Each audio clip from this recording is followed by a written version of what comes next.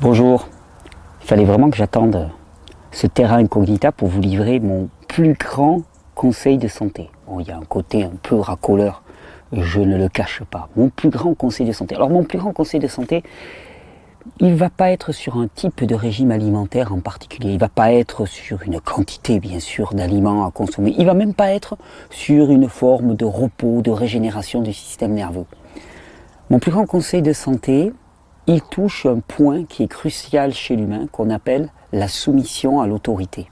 Vous savez, au procès de Nuremberg, quand la plupart des accusés ont été entendus, ils ont tous plaidé innocents en disant « mais nous étions soumis à l'autorité. Nous avons fait cela, alors les pires atrocités, les pires barbaries qu'on puisse imaginer, parce que nous étions dans un cas de soumission à l'autorité. » Cette soumission à l'autorité, je la vois trop présente et surtout mal dirigée. Vous savez, quand on parle de santé, automatiquement, on va voir pointer le bout du nez des thérapeutes. Alors, le terme de thérapeute m'intéresse toujours énormément, parce que thérapeute, étymologiquement parlant, à la base, ça veut dire qui sert Dieu. Alors, Dieu, vous allez me dire, ouais, qu'est-ce que c'est quoi ça? C'est encore ces propos pseudo-évangélistes et ainsi de suite. Mais selon où tu te places et selon quelle est ta foi et ta conviction, tu vas dire servir Dieu ou servir la création de Dieu, c'est-à-dire servir le corps humain pour moi, soit tu regardes au corps ou tu regardes au-delà, ça c'est chacun son choix et chacun son chemin, mais thérapeute ça veut dire qui sert Dieu, qui sert la biologie, qui sert la création telle qu'elle est agencée. Thérapeute ça veut dire qui sert, donc qui prend soin, il y a la notion de serviteur qui est essentielle. Et puis petit à petit, le sens a dérivé pour devenir celui qui guérit, celui qui apporte la guérison. Or, si vous suivez ces vidéos, vous savez qu'il n'y a rien de plus faux, hein, il n'y a rien de plus, on va dire, inversé que la notion d'être guéri par un agent extérieur. Ce n'est pas possible. Il n'y a pas de guérison qui vienne d'un agent extérieur. Et surtout, cette forme de soumission à l'autorité que je vois très présente dans les domaines de la santé, elle nous amène à nier totalement notre propre ressenti. Alors mon premier et plus grand conseil, c'est de ne plus jamais faire confiance à quiconque. Parce que personne ne peut connaître votre expérience. Personne. Aucune grille, aucune étude statistique ne pourra répondre de votre expérience personnelle. Au mieux, vous pourrez avoir des gens qui vont illustrer, qui vont vous guider, qui vont vous donner des informations, partager, témoigner de leur propre expérience et qui vont pouvoir vous donner des petits cailloux sur le chemin. Mais personne ne pourra comprendre ce que vous vivez. C'est pour ça que je mets un tel focus, une telle importance sur la notion de transmission, de connaissance. C'est-à-dire que la démarche de santé ne peut pas être exempte d'une démarche de connaissance. Et la démarche de connaissance, c'est une démarche d'affranchissement de l'autorité humaine. Alors, cette notion de soumission à l'autorité, je pense que comme toujours, elle est ambiguë parce qu'elle est hors contexte. C'est-à-dire que si tu parles de soumission à l'autorité, une autorité humaine, un homme ou une femme d'ailleurs, hein, peu importe, hein, mais en matière de santé, la soumission elle va se faire vis-à-vis des thérapeutes, vis-à-vis des blouses blanches, vis-à-vis des spécialistes de la spécialité qui parlent avec énormément d'aplomb, qui te dit tu dois manger ci, tu dois faire ci, tu dois faire ça, tu dois prendre telle pilule à telle heure, avec tel protocole. Et nous, on attend, parce qu'on a été dressé dès notre plus jeune âge à suivre des protocoles extrêmement précis. Est-ce qu'il faut prendre des choses comme ci ou comme ça? Et puis l'autre il te dit il faut faire comme ci. Mais qu'est-ce qui te prouve qu'il y a la moindre vérité dans ce qu'il va te dire? Parce que moi, tu me poses une question, je peux te répondre n'importe quoi. Si je te réponds avec assurance, tu vas être rassuré. Mais ça tient sur rien. Ça tient strictement sur rien. Cette soumission à l'autorité, elle est naturelle et normale. Mais si l'autorité est une autorité bonne, et c'est là toute la différence. Nous sommes faits pour nous soumettre à l'autorité des lois biologiques qui nous gouvernent, à l'autorité de Dieu, pour ceux qui croient et qui vont voir au-delà du corps. Nous sommes faits naturellement pour nous soumettre à cette autorité. Par contre, eh bien, le monde des hommes nous a appris à détourner cette soumission naturelle aux lois biologiques et aux lois qui nous gouvernent pour l'orienter vers une soumission vis-à-vis des hommes. Et dès notre plus jeune âge, on nous apprend à nous soumettre.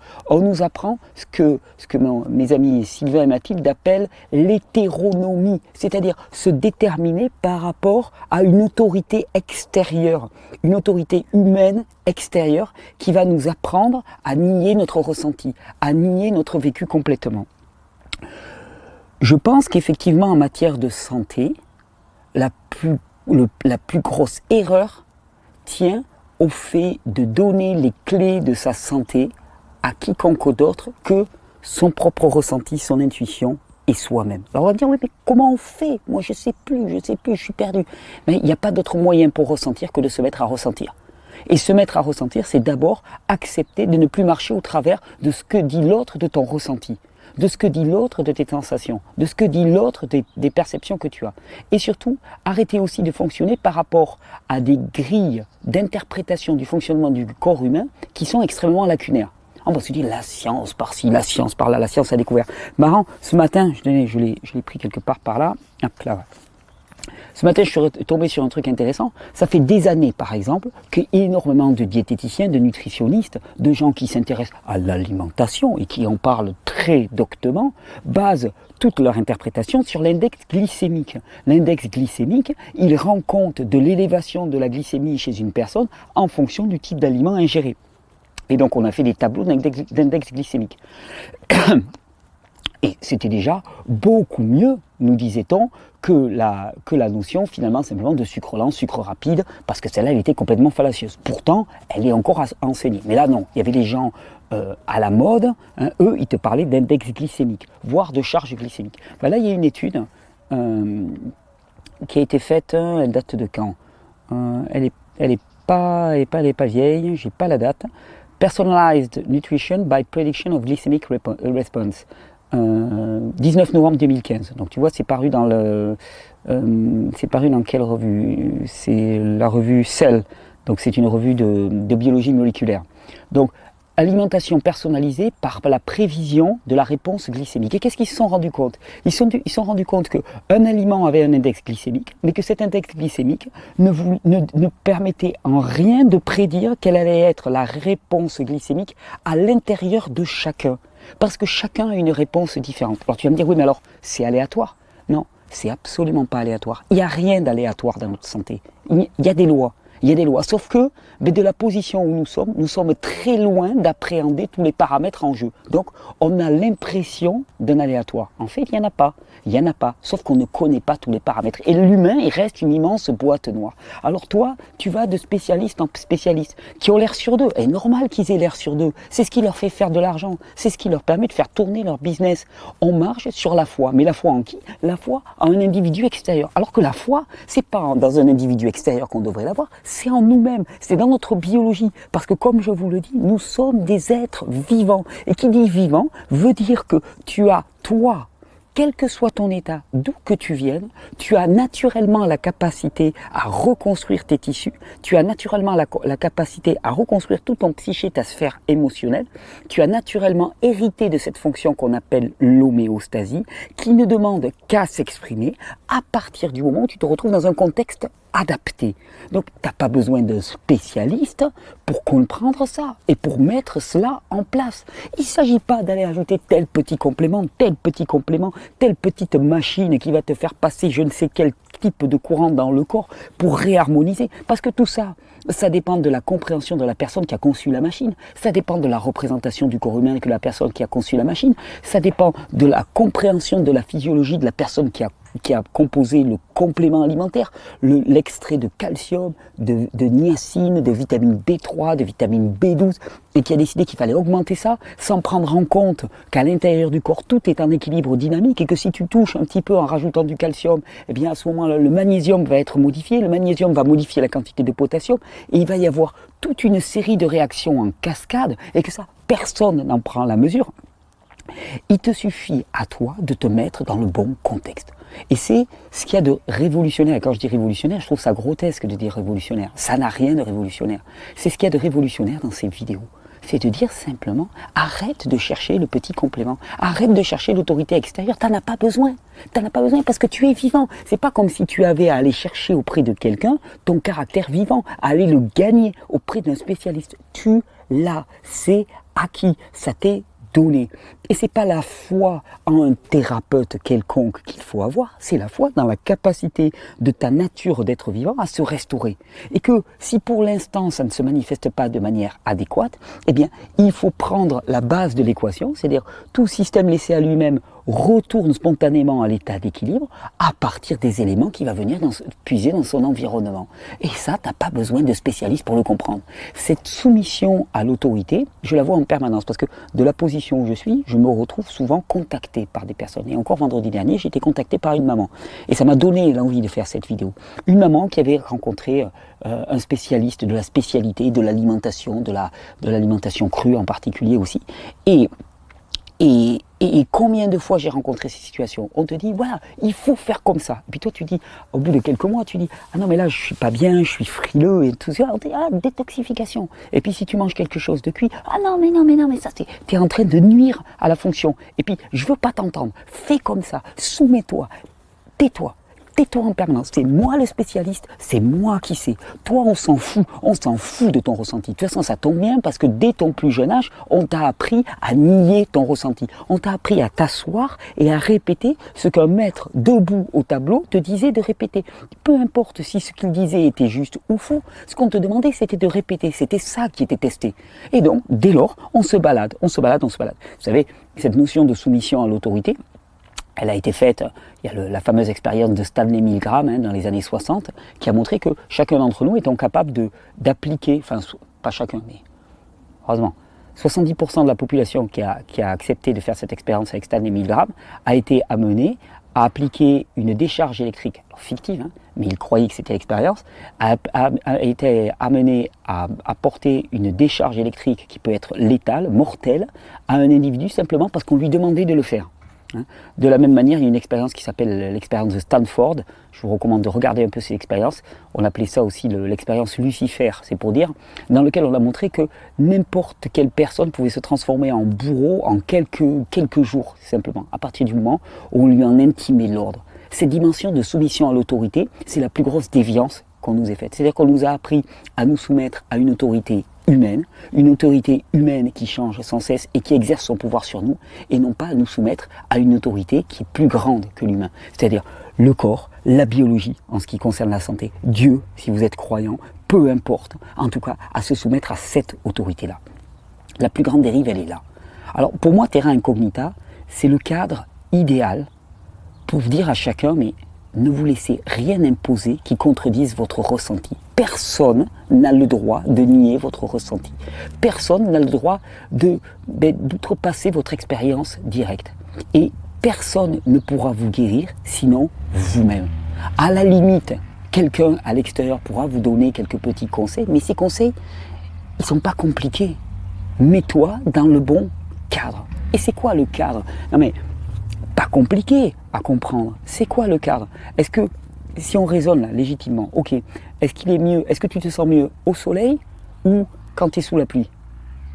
Bon, il y en a quelques-uns qui vont me dire, ouais, j'aime la pluie, ça c'est les Bretons. Mais mis à part les Bretons de souche, est-ce que tu préfères être au soleil ou sous la pluie? Tu vas me dire, ah, je préfère être au soleil. Ok. Est-ce que tu préfères être dans une atmosphère à 9-10 degrés ou est-ce que tu préfères être dans une atmosphère à 23-24 degrés? Ok, c'est tout vu. Bon, ben là, tu as les bonnes conditions. Est-ce que tu crois qu'il est meilleur pour toi de boire une eau chargée de chlore, de fluor et de polluants multiples, des dérivés d'oestrogène et ainsi de suite? Ou est-ce que tu crois qu'il vaut mieux boire une eau de source dynamisée, de l'eau de pluie distillée? Qu'est-ce que tu crois? Ok. Est-ce que tu penses qu'il vaut mieux t'orienter vers une alimentation hautement transformée, chargée de sucre simple, chargée d'additifs alimentaires, chargée de produits de transformation, qui a été cuite, transformée, surgelée, stérilisée de multiples fois? Ou est-ce qu'il vaut mieux t'orienter vers une alimentation locale, produite sur des terroirs sains et riches, peu transformée, voire pas du tout transformée, de saison? C'est tout vu, là aussi, la réponse. Donc, il n'y a pas de polémique à avoir à ce niveau-là. Les critères de base de la santé, on les connaît tous. Et on n'a pas besoin de spécialistes pour nous dire ce qu'il faut mettre en place. Simplement, il faut arriver à avoir l'audace de les mettre en place. Et c'est certain que aller voir un spécialiste qui va te dire « ouais, il faut faire telle machine, telle pilule » et ainsi de suite, c'est parfois plus facile que de remettre réellement en cause son mode de vie. Le fait qu'on habite dans un appartement cerné par le Wi-Fi, le fait que nos pieds ne touchent rien d'autre que du bitume toute la journée, le fait que l'air que nous ingérons est chargé de résidus d'hydrocarbures. Ça, c'est ça le vrai problème. Et on n'a pas besoin de thérapeute pour ça. On n'a pas besoin de spécialiste de la spécialité pour ça. Cette connaissance-là, on l'a tous absolument, définitivement. La soumission à l'autorité, c'est la plus grande maladie. Parce que l'autorité, elle n'a pas intérêt à ce que tu sois en santé. Donc dès lors, si tu te soumets à l'autorité, une autorité qui n'a pas d'intérêt à ta santé, parce que la santé ne crée pas de richesse, ce qui crée de la richesse, c'est la maladie, eh bien si tu comprends ça, tu comprends que tu n'as aucun intérêt à te soumettre à quiconque. La seule chose qui puisse y être bonne pour nous, je pense, c'est de rentrer dans la connaissance, c'est-à-dire de se mettre délibérément en quête, en chemin vers cette terra incognita de nous-mêmes, de la compréhension de notre fonctionnement biologique, et même sans aller trop loin, de la compréhension de nos besoins. Parce que on a trop souvent tendance à considérer que pour que l'humain fonctionne, il faut qu'on rentre dans la grande boîte noire qu'est l'humain, cette grande boîte noire dont on sait peu de choses, comme je vous le dis, et d'ailleurs dont les conceptions sur cette boîte noire changent sans cesse. Il y a encore quelques années, nous étions dans une conception pasteurienne dans laquelle l'organisme humain est totalement stérile. C'est totalement faux. N'importe quel chercheur maintenant te dira, mais en fait nous ne sommes pas du tout stériles, nous sommes remplis de micro-organismes, et ces micro-organismes ne sont pas des micro-organismes opportunistes, pathogènes, mais sont au contraire essentiels au fonctionnement du corps humain. Alors là, d'un seul coup, viva les micro-organismes. Ça y est, on a découvert, c'est le printemps des micro-organismes. On se réveille. De la même manière, il y a encore quelques années, on te disait, mais il n'y a pas de circuit lymphatique au niveau du cerveau. Non, les cellules cérébrales, non, elles n'ont pas à se nettoyer. Non, il n'y a pas, on ne l'a pas vu, donc ça y est pas.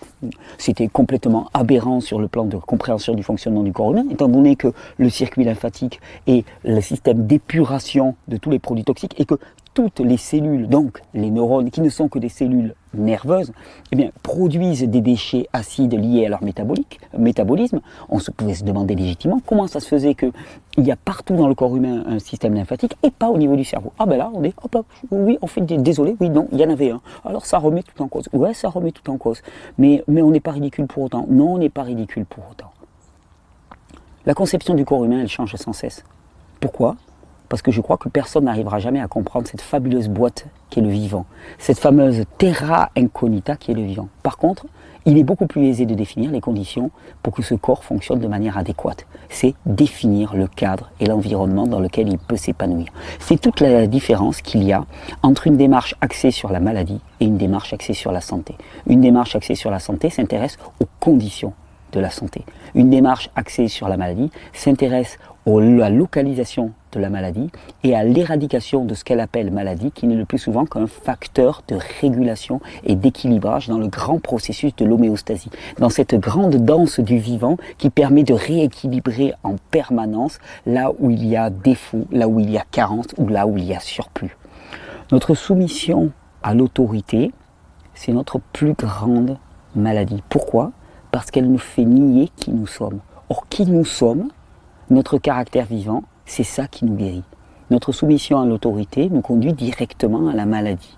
Notre soumission à une autorité qui a un intérêt dans la perpétuation de la maladie fait que nous restons définitivement malades. Notre soumission à l'autorité fait que nous vivons dans un environnement qui ne nous convient pas. Notre soumission à l'autorité fait que nous allons chaque fois voter dans des élections qui n'ont qu'un caractère délégatif, de manière à justifier de notre propre esclavage. C'est cette soumission à l'autorité qui est pour moi la plus grande maladie. Et je souhaite à chacun au cours de ce terrain incognita de prendre conscience de sa soumission à l'autorité, de se rendre compte que au quotidien, on a tendance à se sentir plus petit. Et puis tout est fait pour ça. Les médias nous présentent des vedettes, des héros. Ils ne sont là que pour nourrir. Il faut bien comprendre que la sphère médiatique fait partie de ce grand jeu de la soumission à l'autorité. Eux-mêmes se posent en tant qu'autorité. Le journaliste a dit, le journaliste a écrit. Si le journaliste a écrit, c'est que c'est sérieux. C'est que ça tient la route. Le mec peut être un fiefé menteur, mais ça, on ne va pas aller le remettre en cause. Et ils font tout pour cultiver. C'est tout un système qui s'auto-congratule, qui se nourrit lui-même et qui se justifie lui-même. Notre soumission à l'autorité, c'est notre plus grande maladie. Et la seule autorité qui puisse être, elle n'est pas humaine. Elle est là. Elle est là ou elle est au-dessus, selon là où tu veux renvoyer. Mais en tout cas, elle est là et elle n'est pas à l'extérieur. C'est cette dimension de la maladie qui me paraît essentielle à explorer dans ce terrain incognita. Il n'est pas question d'aller comprendre tout le fonctionnement biologique de l'humain, parce que de toute façon, on n'y est pas. Et je ne crois pas qu'on y arrive un jour. Il est essentiel de connaître les conditions pour que cet humain prospère. Je m'y mets en faisant ces vidéos. Les conditions, elles sont simples. Soleil, repos, activité, créativité, groupe humain, alimentation qui est riche, diversifiée, vivante, chargée en micronutriments. C'est pas compliqué. N'importe quel enfant pourra te dire quelles sont les conditions appropriées à la survie d'un être humain. Alors, est-ce qu'on veut être plus perdu encore que les enfants, ou est-ce qu'on veut revenir à cette dimension d'intuition? Je parle des enfants à dessein parce que souvent, quand j'entends parler particulièrement de religion, de religiosité dans la démarche alimentaire et dans la démarche de santé, ben ça touche de plein fouet les enfants. Les enfants savent très bien ce qu'il leur faut. Les enfants nous le réclament sans cesse. Et puis nous, bloqués dans notre cerveau gauche, on se dit non, c'est pas bien, il faut faire ci, parce qu'un tel a dit ça, parce que Thierry a dit ceci, Thierry a dit cela. Mais si ce que Thierry a dit va à l'encontre de ton ressenti, c'est pure folie que de nier ton ressenti. C'est pure folie que de nier tes sensations. C'est pure folie que de nier tes intuitions. Et c'est pure folie que de nier la parole d'un enfant qui te dit j'en peux plus, j'en ai marre de manger des fruits en plein hiver, je suis gelé, je suis frigorifié. On me dit que c'est la détox, mais c'est pas la détox. J'ai faim, je veux du dense, je veux du lourd. Hein. Je suis en pleine activité, je suis fatigué, j'en peux plus, je me traîne. Ça, les enfants ont leur corps qui leur parle. Et nous aussi, notre corps nous parle. Parce que notre corps, c'est la première autorité. Notre corps nous parle et la plupart des dérives alimentaires que l'on voit sont liées au fait que trop longtemps on a nié les signaux de notre propre corps et hop, il se rebelle, il se rappelle à nous. Troubles du comportement alimentaire, prise de poids ou perte de poids à l'extrême. Tout ça, ce sont des signes. Ce sont des signes que quelque chose ne va pas et qu'on ne veut pas l'écouter. Alors mon plus grand conseil de santé pour ce terrain incognita, c'est d'observer en nous cette soumission à l'autorité et d'arriver à la questionner sans cesse, arriver à se rendre compte que le roi est nu, mais que personne ne veut le dire. Le roi est absolument nu. Et c'est une fable qu'on est en train de nous raconter. On est en train de nous raconter qu'il y a des spécialistes, des spécialités qui savent. Ils ne savent pas, ou tout au plus, ils savent comment entretenir la maladie, parce que leur intérêt est là.